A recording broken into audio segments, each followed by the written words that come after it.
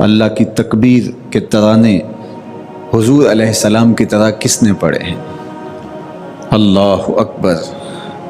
تو کہا اپنے رب کی بڑائی بولیے، وَثِيَابَكَ فَطَهِّرْ، اور اپنے لباس کو خوب صاف ستھرا رکھنے کا اہتمام کیجیے۔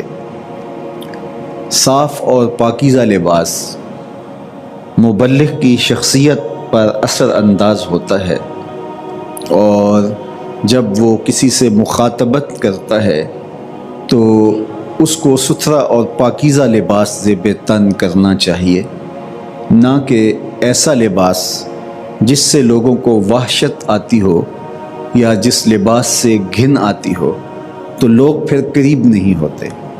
آپ کی شخصیت کے لوگ قریب ہوں گے تو پھر آپ کی دعوت کو قبول کریں گے۔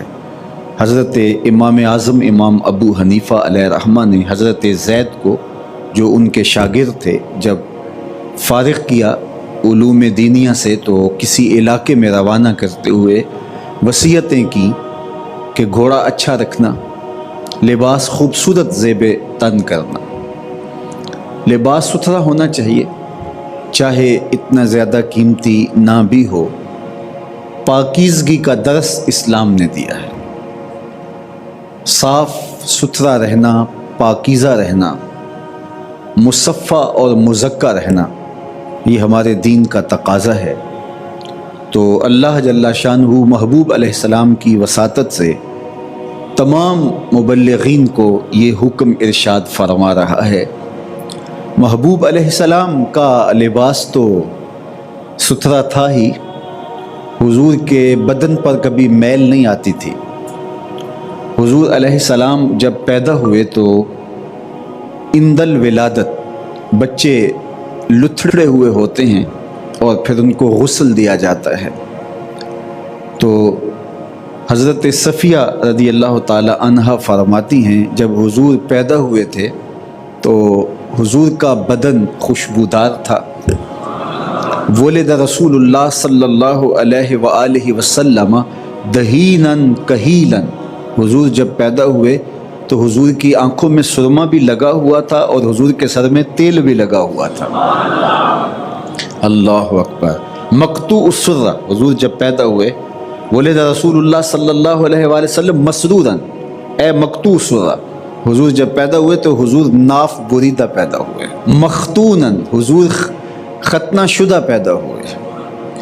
خوشبو لگانے کے لیے جب آگے خاتون بڑھتی ہے تو دیکھتی ہے کہ بدن اطہر سے خوشبو نکل رہی ہے۔ اللہ اکبر۔ جن گلیوں سے گزرتے ہیں وہ گلیاں معطر ہو جاتی ہیں، خوشبو پھیلتی چلی جاتی ہے۔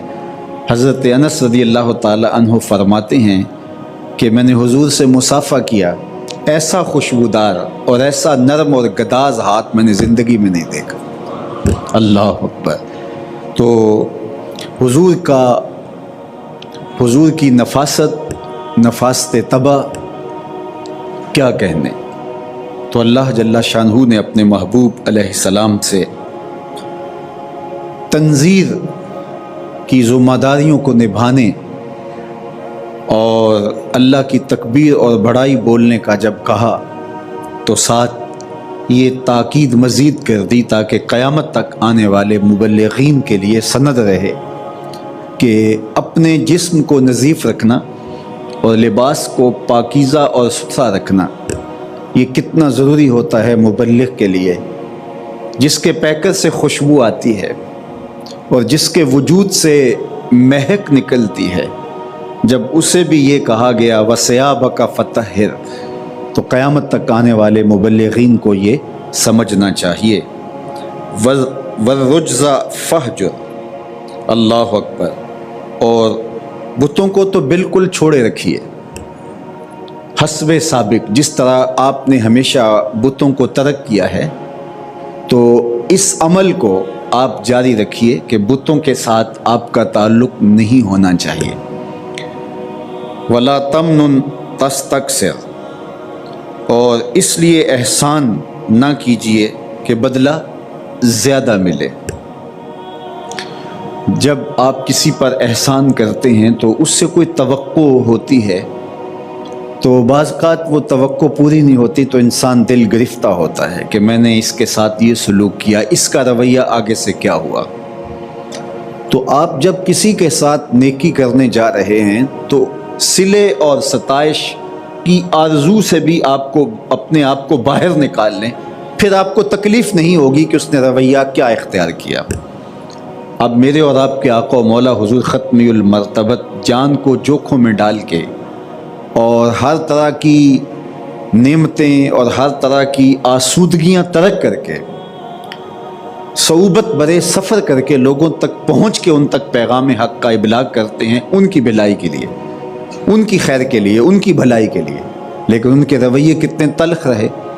طائف کے بازاروں میں جو کچھ ہوا وہ کیا تاریخ فراموش کر سکتی ہے؟ کیا جو خیر کا پیغام لے کر آئے، جو دعوت حق لے کر آئے، اس کے ساتھ یہ سلوک ہونا چاہیے؟ تو اللہ نے اپنے محبوب کو اس ذمہ داری کے منصب پر بٹھاتے ہی کہا کہ محبوب آپ اللہ کی رضا جوئی کے لیے عمل کو جاری رکھیے، اس کا اجر کیا ملتا ہے، یہ لوگ رویہ کیا اختیار کرتے ہیں، پھول برساتے ہیں یا پتھر مارتے ہیں، آپ اس کی پرواہ نہ کیجیے، جس رب کی رضا جوئی آپ کا مقصود ہے اس کو نگاہوں میں رکھیے اور سفر جاری رکھتے چلے جائیے۔ اور یہی وجہ تھی کہ جب حضور نے طائف والوں سے اذیت ناک اور مشکل ترین حالات دیکھے اور فرشتے نے آ کر کہا اگر آپ کہیں تو ان پہاڑوں کو آپس میں ہم جوڑ دیتے ہیں اور یہ پس جائیں گے، چونکہ انہوں نے حضور پر سنگ باری کی تھی۔ روایات میں آتا ہے کہ وہ پتھر مارتے حضور کے قدموں پہ۔ ان کے 3 سرداروں کے پاس حضور پیغام حق لے کر گئے تھے اور انہوں نے اس دعوت کو مسترد کر دیا۔ تو آقا کریم نے فرمایا کہ میں تمہارے بھلے کی یہ باتیں تمہیں کہی ہیں، تمہاری سمجھ میں آ جائیں تو انہیں قبول کر لو، اور اگر تم اس کو قبول نہیں کرتے تو تمہاری مرضی، خیر کا سودا ہے، لے لو، نہیں لیتے تو میرا راستہ چھوڑ دو۔ اب اس کو میرے اور تمہارے درمیان رہنا چاہیے، اہل مکہ تک یہ بات نہ پہنچے، چونکہ وہ میرے مخالفین ہیں۔ جب انہیں یہ پتہ چلے گا کہ طائف میں جا کر کے بھی پذیرائی نہیں ہوئی اور لوگوں نے ان کی دعوت کو مسترد کر دیا ہے، تو وہ اس پر نشانہ تضحیک بنائیں گے، اذیت دیں گے، تانے دیں گے، آوازیں کسیں گے۔ تو ٹھیک ہے، میں نے خیر کا سودا تمہیں دیا بغیر کسی غرض کے، تم قبول کر لیتے تمہارا بھلا ہوتا، تم نے نہیں لیا، ٹھیک ہے، یہ بات میرے اور تمہارے درمیان رہے۔ انہوں نے کہا ہم کیوں اس کو راز رکھتے پھریں، اور اوباشوں کے ہاتھ میں پتھر دیے، اور حضور جب طائف سے باہر نکلنے لگے تو کہا کہ ان پر سنگ باری کرو۔ تو حضور علیہ السلام کے پاؤں پہ پتھر مارتے، حضور پاؤں اٹھاتے تو وہ دوسرے پاؤں پہ پتھر مارتے۔ شدت درد اور احساس کرب سے حضور بیٹھ جاتے تو ان کے 2 غنڈے آگے بڑھتے اور حضور علیہ السلام کو کندھوں سے پکڑ کے اٹھاتے اور مشق سنگ زنی کرتے۔ مبارک جسم لہو لہان ہو گیا، نالین خون سے بھر گئے، اور پھر حضور ایک باغ میں چلے گئے اور اداس نامی ایک غلام آپ کے لیے کچھ انگور لے آیا۔ تو یہ موقع تھا کہ فرشتے آ کے عرض گزار ہوتے ہیں کہ اگر آپ کہیں تو ہم ان کو آپ کے سامنے توڑ کے رکھ دیں، ان 2 پہاڑوں کو آپس میں جوڑ دیں، جنہوں نے اذیتیں دیں آپ کو ان کو پیس کے رکھ دیں۔ اور حضور کے ہمراہ ہی یہ چاہ رہے تھے کہ ایسا ہو، انہوں نے تکلیف دی، جتنی اذیت پہنچائی، کہا کیا تھا، خیر کی دعوت دی تھی، لیکن حضور علیہ السلام نے فرمایا کہ میں ان کی نسلوں سے ایمان کی توقع رکھتا ہوں۔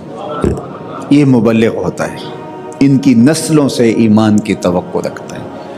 تو آپ جن سے مخاطبت کر رہے ہوں، آپ جن کو خیر کی راہوں پہ لانا چاہ رہے ہوں، کبھی ایسا ہوتا ہے کہ وہ الٹا آپ کو اپنا دشمن سمجھ بیٹھتے ہیں۔ تو سچا مبلغ مایوس نہیں ہوتا، وہ عمل کے تسلسل کو کبھی بھی ختم نہیں ہونے دیتا کہ یہ نہیں تو ان کی نسلیں صحیح، اور وہ نہیں تو پھر ان کی نسلیں صحیح۔ تو حضور نے جو جملہ ارشاد فرمایا وہ یہ تھا، مجھے ان کی نسلوں سے ایمان کی توقع ہے۔ تو جلد بازی تبلیغ کو غیر مؤثر کر دیتی ہے۔ جب بندہ کہے کہ میں نے جو کہا ہے اس کا فوری اثر میں دیکھنا چاہتا ہوں، فوری نتیجہ میرے سامنے آنا چاہیے، اور نتیجہ بھی میری مرضی کے مطابق آنا چاہیے، تو تو طائف کا سفر اگرچہ اذیتوں سے بھرا ہے، مبلغ